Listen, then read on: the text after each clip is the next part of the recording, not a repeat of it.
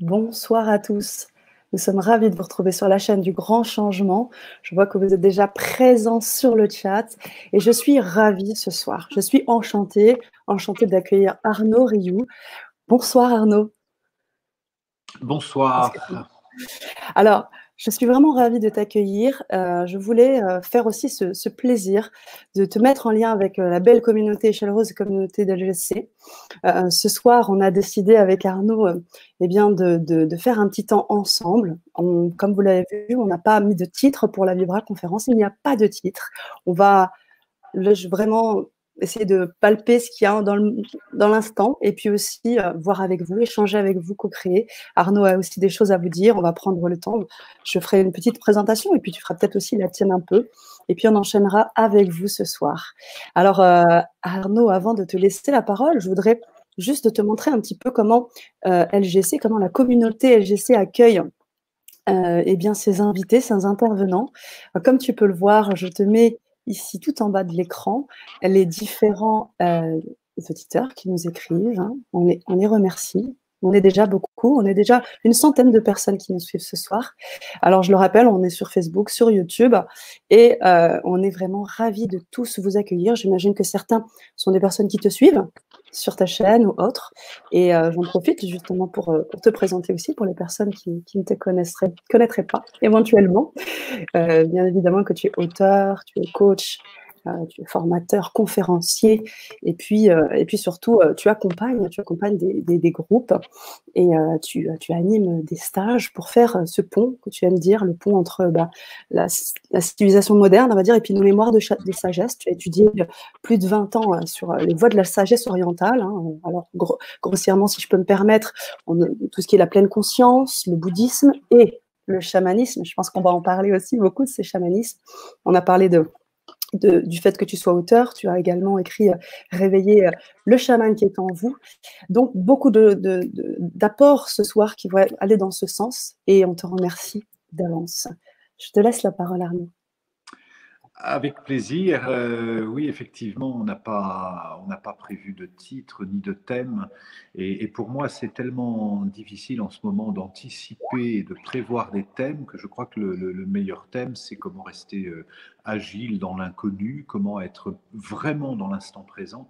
J'ai quelqu'un qui m'appelait cet après-midi en me disant « Mais comment on va faire quand il y a les vaccins obligatoires ?» Je dis « Pour l'instant, ils ne sont pas obligatoires, ils ne sont pas créés, donc on verra le moment venu. » Donc on est dans une période de l'histoire qui nous encourage ou qui nous oblige à être vraiment dans l'instant et à répondre jour après jour quand les situations se présentent pour trouver la meilleure posture possible. Donc c'est vraiment une invitation au centrage.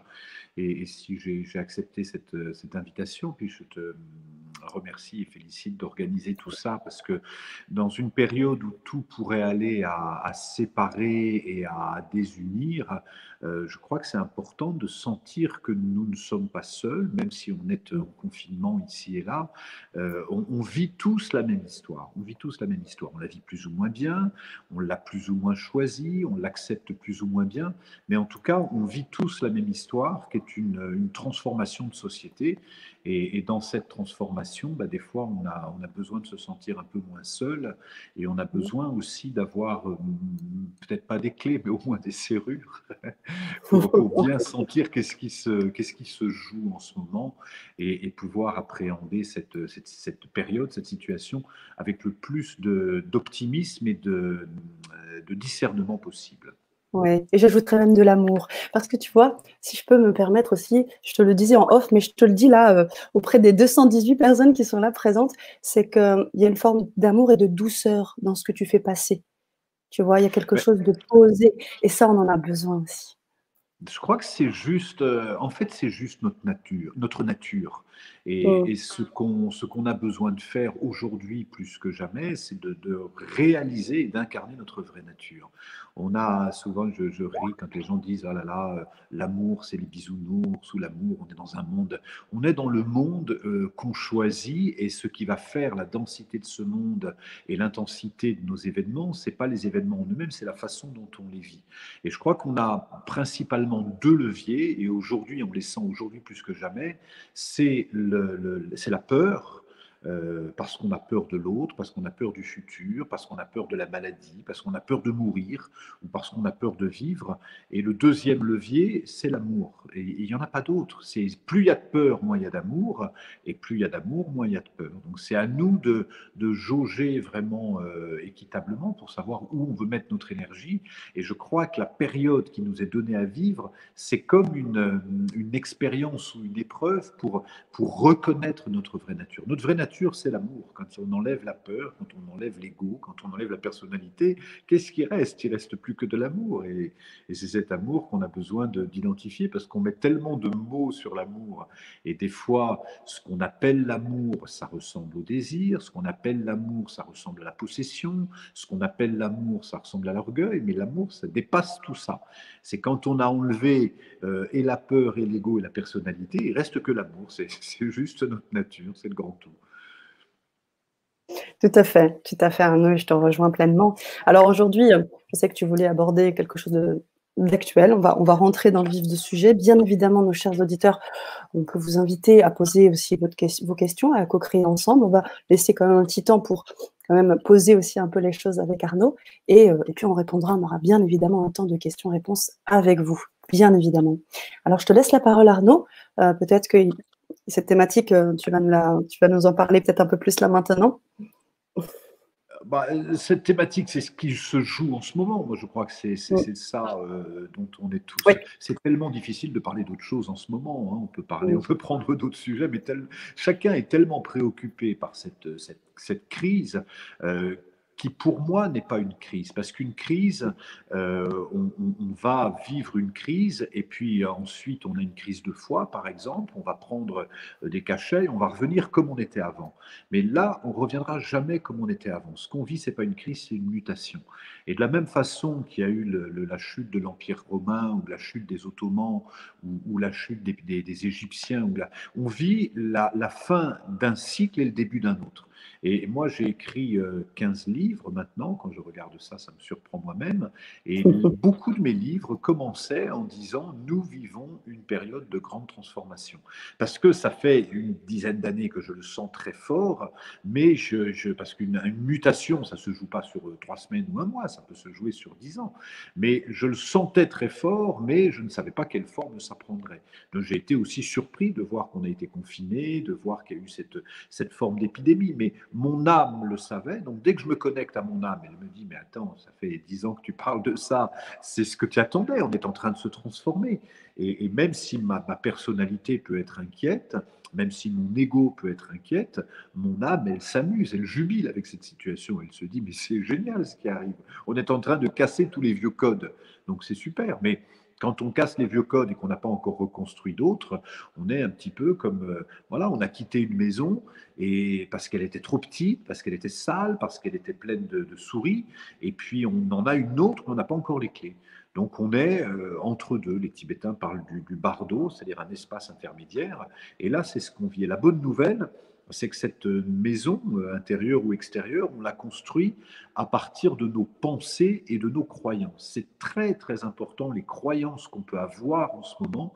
La physique quantique, comme l'enseignement des chamans nous rappelle que nous créons notre réalité, nous créons la matière à partir de nos pensées et de nos croyances, c'est vachement important d'être très attentif aux croyances qu'on a en ce moment. Est-ce qu'on a des croyances qui génèrent de la peur ou est-ce qu'on a des croyances qui génèrent de l'amour? Et même dans cette situation qui peut être anxiogène, moi je m'amuse de voir à quelle vitesse je peux passer d'un état à l'autre. C'est-à-dire que je peux à un moment donné apprendre, on se dit on repart pour 15 jours de confinement, ah mince, et comment on va faire pour ça? C'est la panique à bord, puis d'un seul coup je m'installe dans mon temple, je médite quelques minutes et je me dis mais tout va bien, en fait tout va bien, il n'y a pas à s'inquiéter, c'est une période de transformation et ici et maintenant tout va bien. Donc on vit une période de transformation et c'est une période qui va nous obliger nous-mêmes à nous transformer, ça va être indispensable pour pouvoir créer ce nouveau monde qui a marqué ses marques de faiblesse parce qu'il était sur le déséquilibre, il était sur la coupure d'avec la nature, il était sur le déséquilibre du masculin, du féminin, sur un grand nombre d'inégalités à tous les niveaux. Et là, on est en train, ce vieux monde est en train de mourir. Donc, il est en train de, comme une femme qui donnerait naissance, c'est la période des contractions. C'est pas vraiment douloureux, c'est pas vraiment agréable. Ça peut être douloureux, ça peut créer de l'inquiétude. Mais c'est nécessaire. Maintenant, le bébé, il est prêt à naître, donc faut pousser, quoi. Faut pousser, on en est là. Donc poussons, poussons, poussons. Bon, j'aime vraiment beaucoup l'image.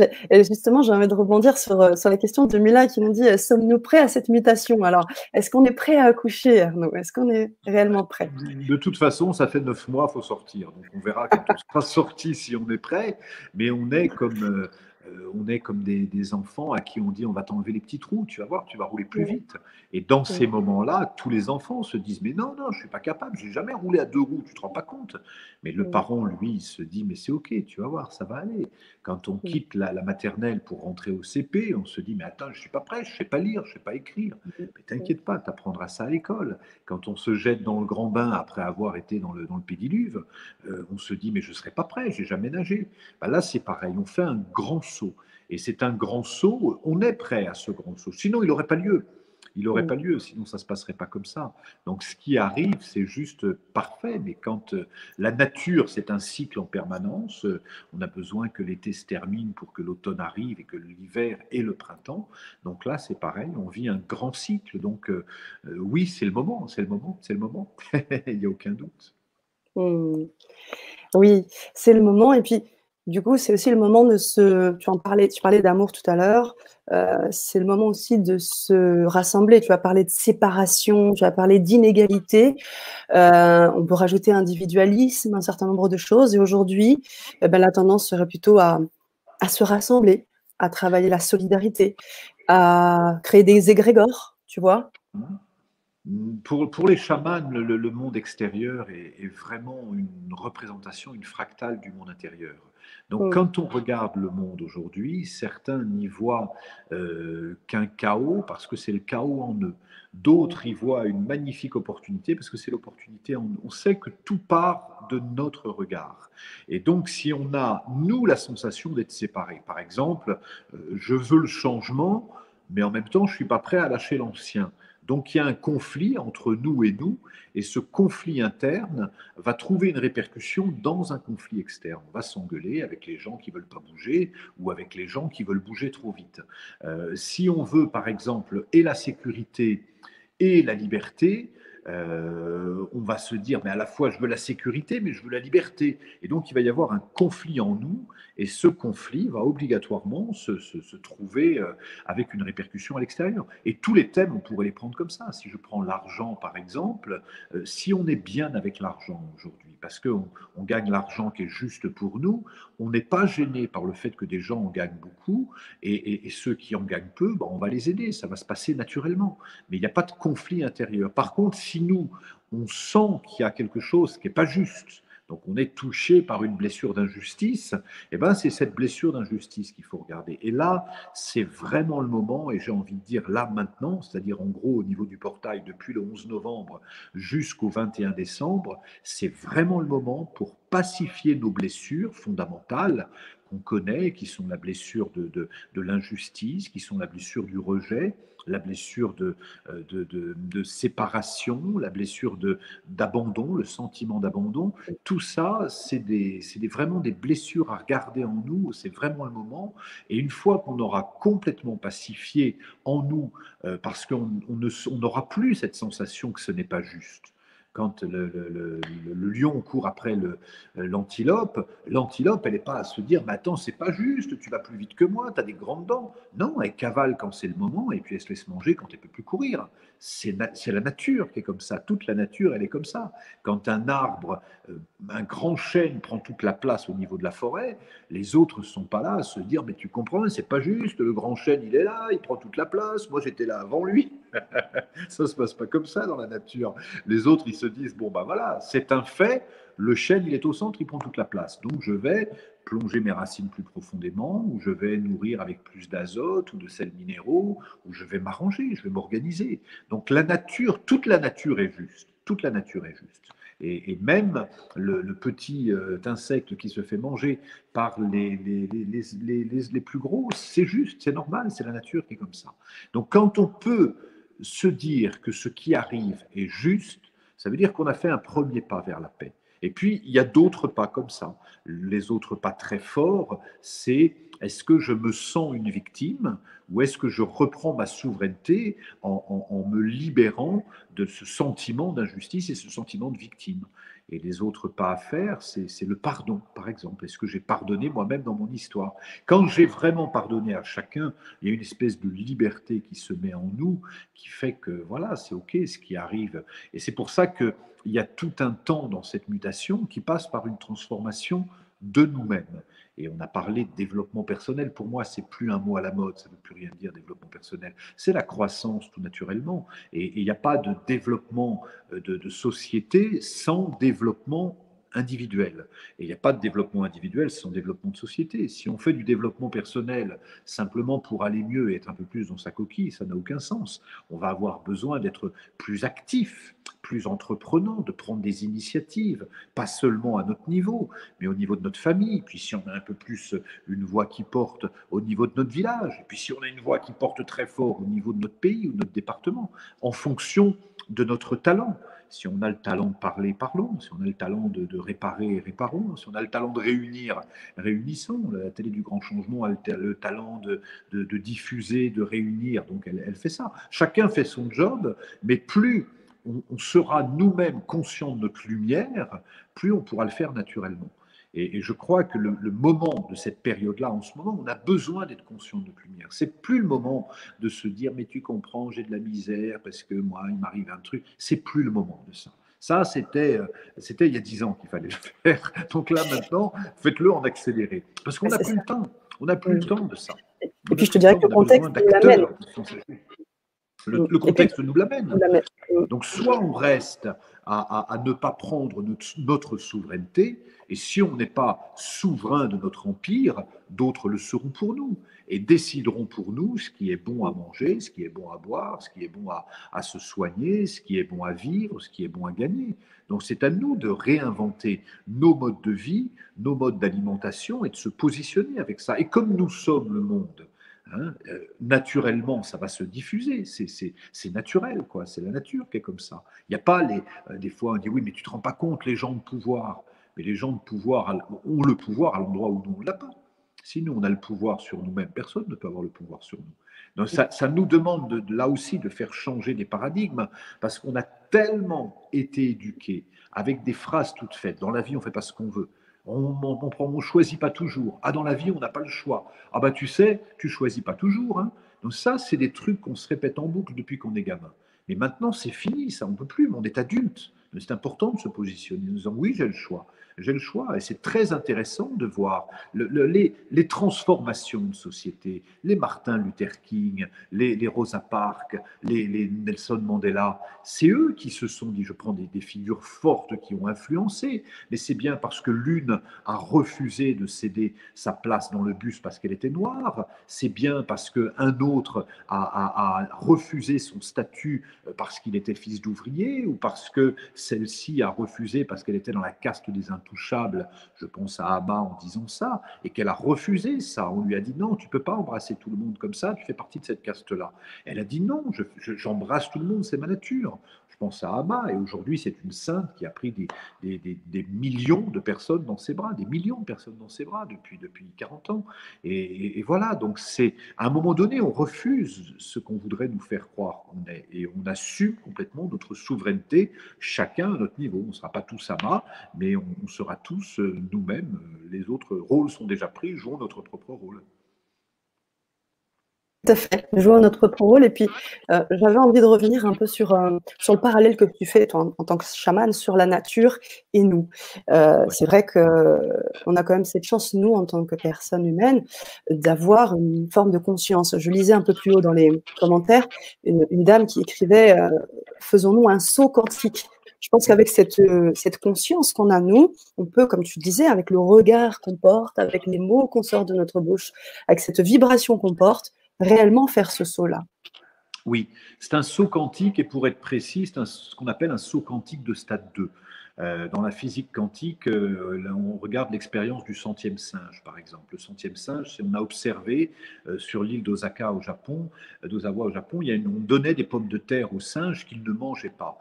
Et un jour, parce qu'elles étaient pleines de sable, et un jour, il y a une guenon qui va frotter cette pomme de terre à l'eau et qui va commencer à la manger. Et les autres guenons qui la regardaient faire commencent par l'imiter. Et donc, il y a 10, 20, 50 guenons qui l'imitent. Et quand on dépasse la centième guenon, on retrouve dans d'autres îles avec lesquelles elle ne communique pas, d'autres guenons qui vont faire la même chose. On a vu la même chose aux États-Unis quand on a vu un jour une mésange. Ça fait des années qu'on sert le lait aux États-Unis, tu sais, on le met devant les portes comme ça, il y a une petite bouteille en verre avec une capsule d'aluminium. C'est comme ça depuis des années. Et il y a quelques années, il y a une mésange qui a percé une capsule d'aluminium et qui a commencé à boire du lait. Et puis, une autre mésange l'a vu faire. Donc, dans le petit village, toutes les capsules de lait étaient percées. Et ils se sont rendus compte qu'il y avait à boire. Et puis, il y a un moment donné, il y a suffisamment de mésanges, on retrouve dans tous les États-Unis toutes les mésanges qui font la même chose. Parce que ça veut dire que l'intelligence collective des mésanges fait un saut quantique. On a trouvé la même chose chez les humains, avec le sport, par exemple. On a pu observer que, je ne sais pas, le 100 mètres était couru en dessous. Voilà, la première fois qu'on a inventé le chronomètre et qu'on a mesuré le 100 mètres, il y avait un temps qui était donné. Il a fallu pratiquement 3 ans pour que ce temps soit battu, parce qu'on se disait, waouh, il bat ce temps. Et une fois qu'il a été battu, ensuite, il fallait descendre sous la barre des 10 secondes. Donc, il est resté très longtemps sous la barre des 10 secondes parce que c'était impossible de descendre sous la barre des 10 secondes au niveau du mental. Puis un jour, quelqu'un a fait 9 secondes 98. 15 jours après, c'était 9 secondes 82, 9 secondes 81. Et ça fonctionne comme ça. Ce qu'on a besoin de changer, c'est notre mental. Et on pourrait dire la même chose, surtout, cette phrase, ils ne savaient pas de Max Twain, ils ne savaient pas que c'était impossible, alors ils l'ont fait. Commentaire des journalistes la première fois qu'on a monté l'Everest. Et là, on est en train de monter l'Everest. On se dit, c'est pas possible. Et puis d'un seul coup, on se dit, mais si, regarde, ils le font. Et là, ça nous donne un élan et on est en train de vivre ce saut quantique de stade 2. C'est-à-dire qu'il y a de plus en plus de gens qui sont hyper conscients, qui sont hyper ouverts. La masse critique, je n'ai plus le chiffre, je crois que c'est 3,62%. Moi, longtemps, j'avais dans ma vieille pensée le fait de se dire, il faut 50% des gens qui soient conscients pour embarquer tout le monde. C'est pas vrai. Donc, si on veut colorer une fontaine, il ne faut pas 50% de colorant, il faut 3,62% de colorant. Et ça fait ce qu'on appelle une masse critique, c'est-à-dire que ça embarque tout le monde. D'où le fait que les plus grands changements dans l'histoire de l'humanité, ça naît parce qu'il y a une poignée d'êtres résolus et déterminés qui se disent on va vers ça parce que c'est notre nature. Et la bonne nouvelle, c'est que la vérité est toujours plus forte que le mensonge. La nature est toujours plus forte. On peut construire, etc. Quand on regarde des temples qui sont, etc., qui sont à un moment donné laissés à l'abandon, en 3 ans de temps, la nature a repris ses droits et a recouvert complètement, parce que c'est la nature, elle pousse de partout. C'est sa nature, ça pousse de partout. La nature, elle est généreuse et abondante. Et nous, on fait partie de la nature. On fait partie de la nature. C'est ça aussi le gap à passer, c'est qu'on a l'impression pour l'instant qu'on contrôle et que la nature nous appartient. Ça, c'est encore une croyance qui date, et là je fais le lien avec les chamans, qui date de peut-être quelques décennies ou peut-être un siècle, où là on a, c'est des cartes, c'est d'un seul coup l'impression qu'il faut dompter la nature. On ne peut pas dompter la nature puisque c'est de nous dont il est question. Donc c'est nous qu'il faut dompter. Et tous les peuples premiers, moi tous les peuples que j'ai rencontrés, les chamans que j'ai pu rencontrer, qu'ils soient d'Amazonie, qu'ils soient de Nouvelle-Zélande, qu'ils soient du désert marocain, qu'ils soient des forêts équatoriennes ou d'Égypte, n'importe quoi. C'est toujours la même chose. C'est un hommage à la nature pour réaliser que la nature, on va avoir avec elle une attitude de respect et d'humilité et d'amour. On y revient à ça. Et donc, on va prendre soin de la nature plus que tout parce que c'est notre nature. Je ne sais que dire, ça transpire, ça respire, ça frissonne, c'est tellement juste. Et puis moi, quand tu me dis ça, moi qui suis une amoureuse de la nature, une amoureuse aussi du désert marocain.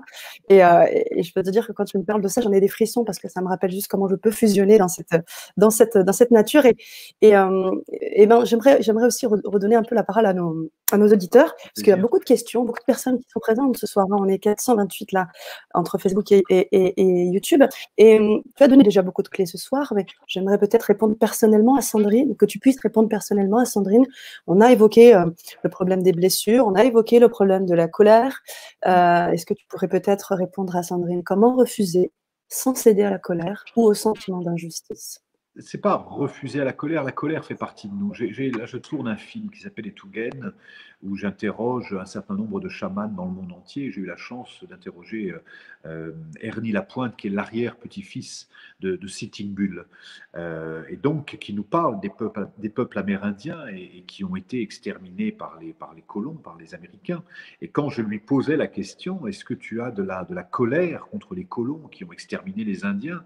Et il avait cette magnifique réponse, il me disait, il y a la colère, il y a la tristesse, il y a la peur, et il y a quelque chose qui englobe tout ça, qui est tellement plus grand, qui s'appelle l'amour. Donc, il n'est pas question aujourd'hui de se dire j'ai pas peur. On a peur. Moi, j'ai peur aussi de ce qui peut arriver. Maintenant, la peur, soit on reste focalisé sur la peur, en se disant j'ai peur parce qu'il va y avoir un vaccin obligatoire et on va, ça y est, et on va se faire un film par rapport à ça et on va se dire c'est eux les responsables, c'est eux les méchants. Ou on va avoir, je prends le vaccin, je peux le prendre dans un sens ou dans l'autre. Je peux dire il y a des gens qui ne veulent pas se vacciner, on va tous mourir de l'épidémie. Comme ça, on ne va pas me dire que je suis complotiste dans un sens ou dans l'autre. Mais si on a peur de ça dans un sens ou dans l'autre, soit on reste focalisé en disant la cause de ma peur, c'est l'autre, soit on utilise la peur qui est saine. La peur, c'est une émotion qui vient nous signaler que l'un de nos besoins ne sont pas satisfaits. Voilà. Donc, quand la peur arrive, plutôt que de la banaliser ou de dire j'ai pas peur, on va écouter la peur. Si je prends par exemple, voilà, moi j'ai peur qu'on soit tous vaccinés et qu'on n'ait plus le droit de sortir, par exemple. Je prends cette peur-là. Donc, ça veut dire, une fois que j'ai entendu ça, la peur me parle d'une émotion et d'un besoin qui n'est pas satisfait ou qui risque à ne pas être satisfait. Donc, je vais interroger, je vais aller plus loin. C'est quoi mon besoin? Ça peut être un besoin de sécurité, ça peut être un besoin de santé, ça peut être un besoin d'indépendance, un besoin de liberté, un besoin de reconnaissance ou un besoin d'appartenance. Donc, je vais regarder, introspecter. Je vais me dire, OK, j'ai identifié, c'est un besoin de liberté. Donc, mon besoin, plus que tout, c'est d'être libre. Et là, à ce moment-là, je vais utiliser tout ce qui est en mon pouvoir pour être libre. Moi, si je regarde dans mes besoins fondamentaux, moi, je suis un homme libre et toute mon œuvre, elle vise à garder cette liberté. Mais on est souvent le plus prisonnier de nos propres peurs et de nos propres croyances. Donc, quand il y a eu le premier confinement, par exemple, parce que le deuxième, c'était très différent, mais quand il y a eu le premier confinement, j'ai senti de la colère. Je me suis dit, mais c'est pas juste. Je devais partir en Amazonie. Ça faisait 1 an que je travaillais sur ce film, à négocier avec les chamans pour avoir une équipe, un producteur au Brésil. C'était des mois de boulot. C'était un boulot incroyable. Et d'un seul coup, on me dit, non, tu vas rester dans Lyon, en Bourgogne, coincé dans ton moulin. Et donc, ça a créé de la colère parce que c'était, moi, j'ai besoin de me sentir libre. Je veux pas qu'on me dise où je vais. Et qu'est-ce qui s'est passé? Je me suis dit, OK, soit je sors sans autorisation et je mets un masque et je vais me cacher, je ne sais pas quoi. Soit je dis OK, je dis oui au confinement, je reste chez moi. Et c'est ce que j'ai fait, je suis resté chez moi, je suis resté au moulin et j'ai commencé à communiquer sur le net. On a terminé, on avait plus de 100 000 personnes qui nous suivaient à la fin du confinement tous les jours, parce que je faisais des lives, parce que je communiquais énormément. Et il y a eu une espèce de réseau incroyable. Je n'ai jamais communiqué et touché autant de gens que pendant le dernier confinement. Pourquoi? Parce que j'ai assumé complètement ma liberté, j'ai assumé une parole libre, j'ai eu des invités, j'ai fait... Voilà. Donc, mon besoin de liberté était tellement rempli que depuis le premier confinement, je ne suis pratiquement pas sorti. Donc, ça me va très bien. Le tout, c'est on va introspecter pour savoir quel est notre besoin.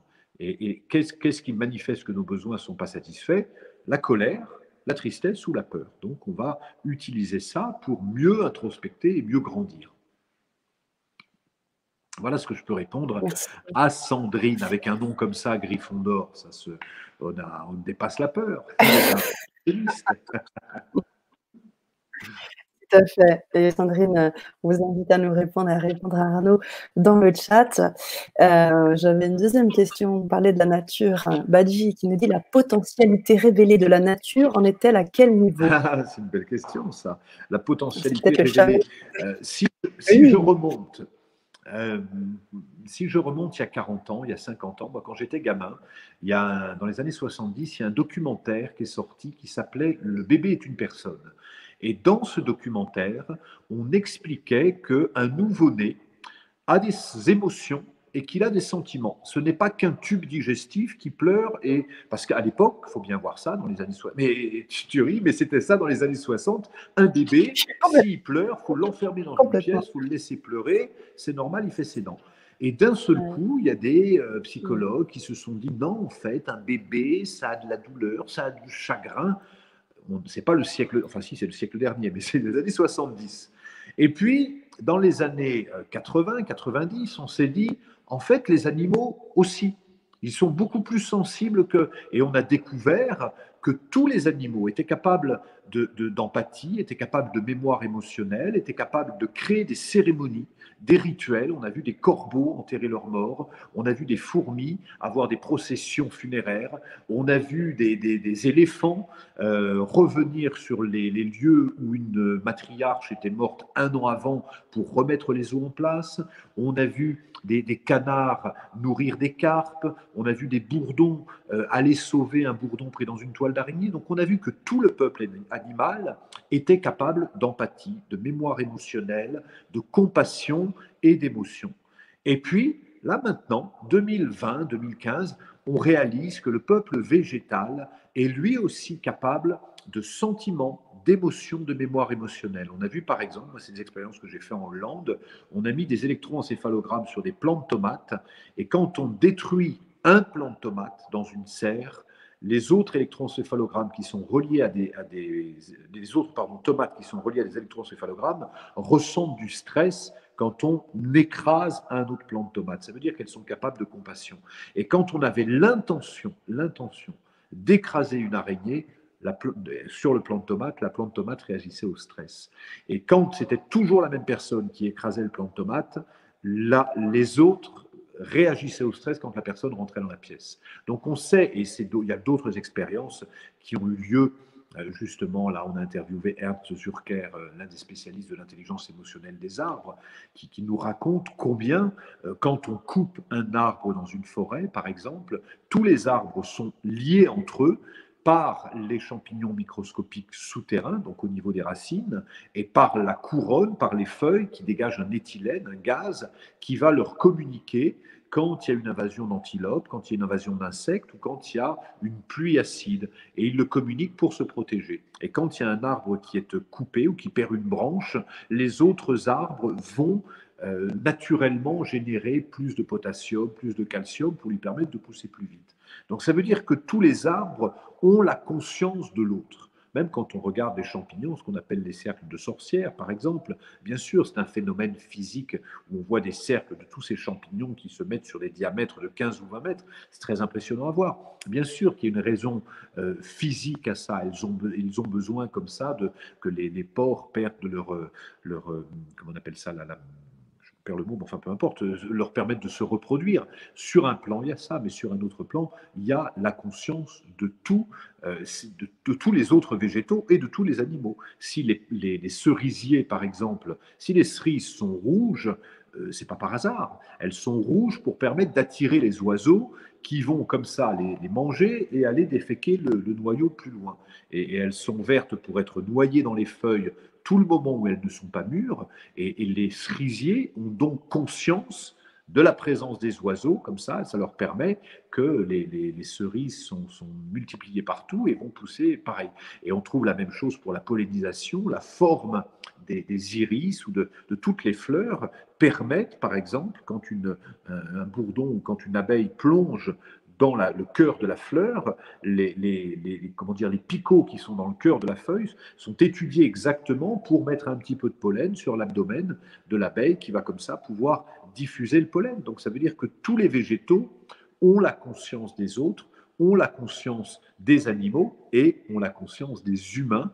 Et là, c'est toutes les expériences qui ont été faites sur les sons, sur la musique, qui nous montrent que oui, les végétaux sont sensibles. Et de la même façon que les animaux, moi, je milite en ce moment, j'ai milité beaucoup pour la défense des animaux, pour que les animaux obtiennent ce qu'on appelle avant, ils avaient dans le Code Napoléon le statut de meuble. Aujourd'hui, ils ont le statut d'être sensible. Donc, c'est-à-dire qu'il y a 5 ans de ça, on pouvait taper sur notre chien, personne ne pouvait rien nous dire. C'était considéré au niveau du Code Napoléon comme un bien meuble. Donc, on pouvait taper sur notre chien ou sur la commode. C'était kiff-kiff pareil au niveau du droit. Aujourd'hui, c'est un bien sensible. Et on peut faire de la prison parce qu'on a égorgé un chat. Moi, je milite en ce moment pour le droit aux arbres, parce que quand un arbre tricentenaire est abattu sans distinction, simplement pour pouvoir construire un pavillon, ça veut dire qu'on détruit un écosystème qui était là bien avant nous, et donc on a besoin de retrouver notre place. Aujourd'hui, ce qu'on fait aux arbres est juste non seulement inconscient pour eux, mais est inconscient pour nous, parce qu'une planète où il n'y aurait plus d'arbres n'aurait plus d'insectes, plus d'oiseaux, et assez rapidement derrière, plus d'humains. Bien évidemment. Waouh! Alors nous, on en apprend encore et toujours, et j'en profite aussi pour saluer tous les auditeurs qui ne cessent aussi d'envoyer des messages, que ce soit des messages, des questions, des affirmations, ou tout simplement des remerciements aussi, au-delà de tout ce que tu peux leur faire vivre lors justement du confinement. Tu as évoqué ces stages et tout ce que tu as pu faire. Donc, beaucoup de remerciements, une belle communauté qui te suit, Arnaud. Donc, je tenais, parce que je ne peux pas citer tout le monde, mais en tous les cas, sache qu'en énergie, tu dois les sentir. Ils sont là, ils te remercient et ils témoignent de leur belle expérience. On a également Sandrine qui te remercie pour cette réponse. Et j'avais un petit peu plus haut un commentaire, alors je change un petit peu de sujet, mais tout à l'heure, tu as cité le livre du bardo. Et on voulait savoir, un des auditeurs voulait savoir si c'était le livre des morts. Juste une précision.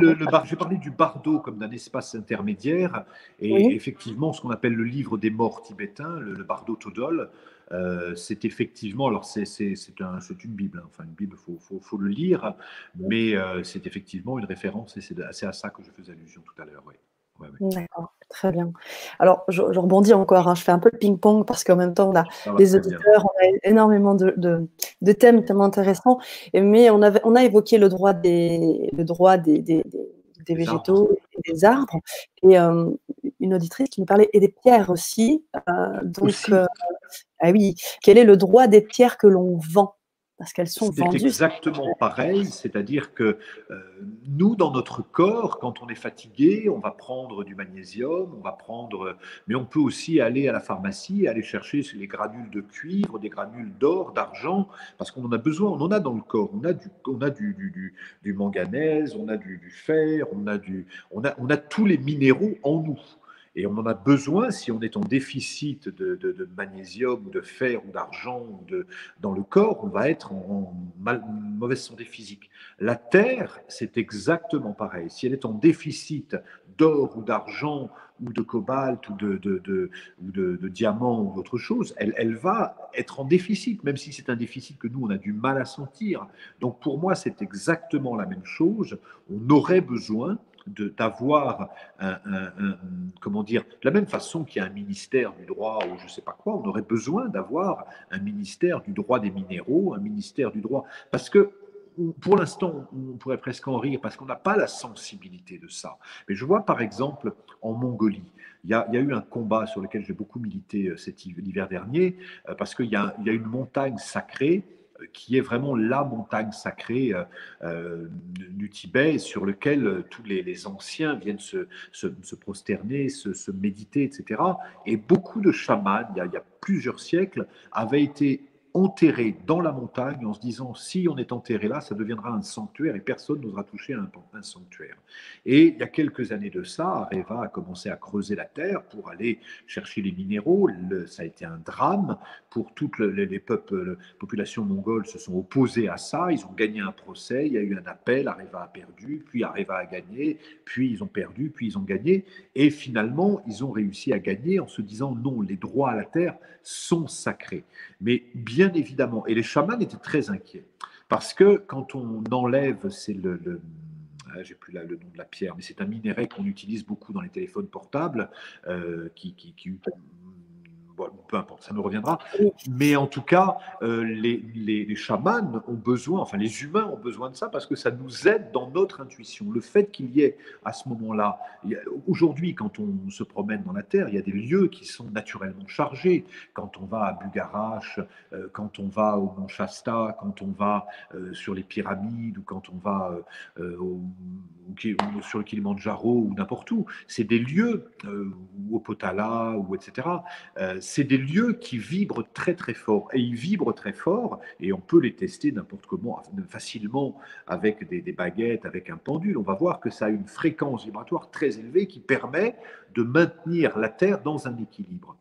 Et quand on puise dans ces lieux-là des pierres qui sont des pierres précieuses, mais qui sont des pierres précieuses pour la terre avant de l'être sur des boucles d'oreilles ou sur des capots de voiture, je ne sais pas, mais c'est avant tout utile pour la terre, parce que la terre, elle a un équilibre électromagnétique qui est indispensable, et si on perturbe l'équilibre électromagnétique de la Terre, on va nous être perturbés. C'est exactement pareil. Donc pour moi, on aura besoin, quand ça sera le moment, et c'est le moment, d'avoir cette respect, équilibre et défense du peuple végétal et de la dimension minérale, pardon, sur le cobalt, merci, c'est le cobalt, Martine. Donc effectivement, on aura besoin d'avoir cette sensibilité-là pour pouvoir maintenir ça. Je crois que ça. Alors, la terre génère aussi, donc ça ne veut pas dire qu'on ne va pas en prendre, mais on va en prendre un petit peu. Aujourd'hui, on peut prendre des arbres pour se chauffer, mais on a besoin d'en prendre un peu, simplement pour maintenir cet équilibre. C'est toujours pareil. Oui, le fameux équilibre. Le Ouais, fameux équilibre. c'est beaucoup de bon sens, hein, c'est beaucoup de bon sens. Ouais, mais l'équilibre, si on y pense, on est tout le temps en train de le chercher.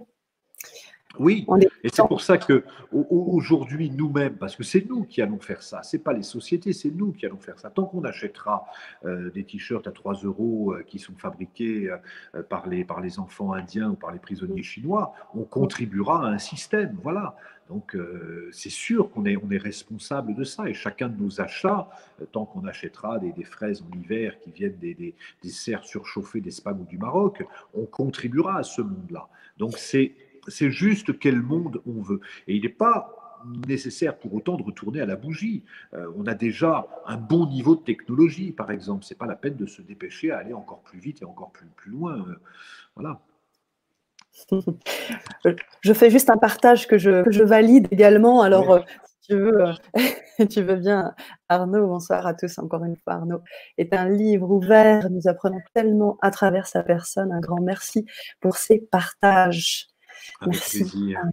Merci Violette pour ce poste que je valide à 100%. Et puis, on a une question. On a encore beaucoup de choses, hein, mais je reviens sur cette question de Léo qui nous dit « Bonsoir, quel conseil pourriez-vous donner pour s'ancrer au maximum? Merci. » Bonne question. On a dans le corps, on a trois intelligences fondamentales. Il y a l'intelligence intellectuelle, il y a l'intelligence du cœur et il y a l'intelligence vitale. L'intelligence intellectuelle, elle se nourrit en lisant, en regardant des vidéos, en faisant preuve de discernement, en étudiant, ça va remplir la tête. L'intelligence du cœur, elle se nourrit en tombant amoureux, en écoutant de la musique, en étant sensible à l'art, en étant, voilà, en se laissant toucher, en regardant des enfants jouer, en se disant mon Dieu comme c'est beau, en voyant la beauté du monde, le cœur s'ouvre et le cœur est une véritable intelligence. Et la troisième intelligence, c'est l'intelligence vitale qui nous permet de nous relier à la terre. Donc pour ça, on a besoin de marcher en étant conscient qu'on marche, en étant vraiment en ralentissant d'une façon générale, en passant le plus de temps possible dans la nature. Alors aujourd'hui, je ne sais plus ce qui est permis et pas permis en fonction des régions, je ne sais plus très bien où on en est avec tout ça, mais en tout cas, dès que vous pouvez y aller, allez-y.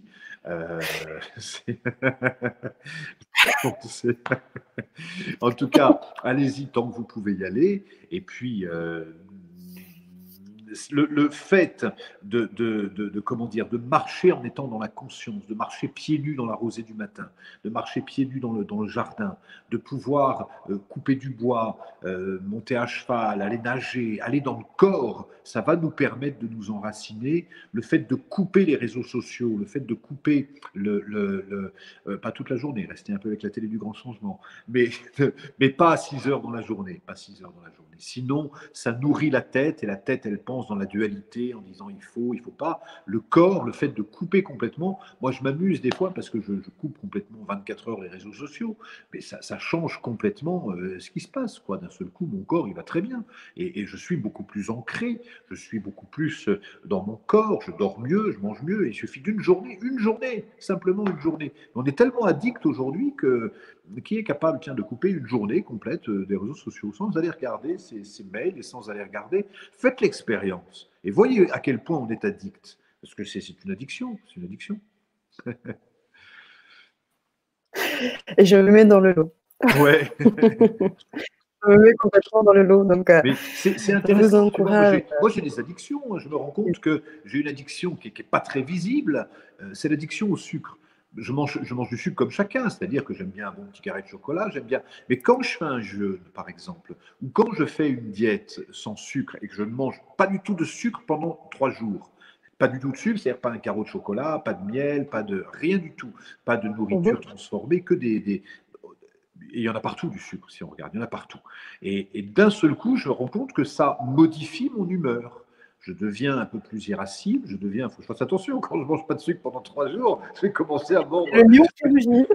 Ben oui, mais une fois qu'on est conscient de ça, eh ben on va se dire, ok, tiens, je vais pouvoir de temps en temps faire une journée sans sucre du tout. Mais parce qu'il y en a partout du sucre, vous allez voir, il faut vraiment être bien attentif pour ne pas manger de sucre du tout. Voilà.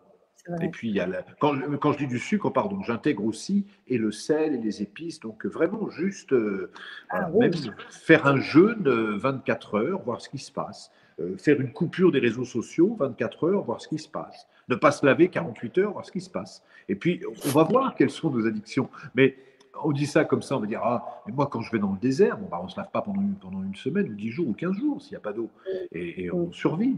Et ça change, ça développe notre agilité, notre souplesse. Il a conseillé quoi, Rio, ce soir, aux aliments changement? Il a dit arrêtez de laver. Il est barré. Arrêtez de laver. Ah là là. Ah, mais, Léo, je vous invite à nous faire votre retour. En tous les cas, on a bien compris qu'il faut s'ancrer dans le corps et s'écouter. Hein. C'est le message que tu appelles, tu donnes ce soir. Et on va tranquillement arriver sur la fin de cette Vibra conférence. On n'a vraiment pas envie de la terminer. On a juste envie de t'attendre pour une prochaine Vibra conférence sur le grand changement. Ça a été vraiment un très bon moment de partage. J'ai vraiment senti énormément de belles vibrations. Merci pour tous les apports, pour tous les conseils. Et puis, vous savez que cette Vibra conférence est disponible également en replay. Donc, vous pouvez bien évidemment sur LGC l'écouter autant de fois que vous voulez, puis la partager. Parce que, comme on l'a dit, c'est la petite graine, hein, le colibri. Et puis, et on arrive tranquillement à communiquer tout cela. Donc, c'est important. Je rappelle aussi que Arnaud a aussi sa chaîne YouTube avec sa belle communauté qu'on a également ce soir parmi nous. Peut-être te laisser le mot de la fin comme j'aime le faire avec tous mes intervenants. Moi, en tous les cas, je te remercie énormément. Je vous remercie, chers auditeurs, autant que vous êtes ce soir, 523 personnes. Et j'espère à très, très vite. Je dirais juste pour compléter, parce qu'on veut tous transmettre aujourd'hui, et des fois on veut beaucoup transmettre par des arguments pour convaincre les gens de changer de point de vue. Je crois que l'exemple n'est pas la meilleure façon de transmettre, c'est le seul. C'est d'incarner nous-mêmes pleinement ce qui nous tient à cœur. Et plus on sera dans la confiance, dans la foi, dans la paix et dans l'amour, et plus on contribuera à cette grande transformation en se réjouissant. Et c'est vraiment la période. En tout cas, merci beaucoup de ton accueil, de ton initiative, et promis, je reviendrai sur la chaîne.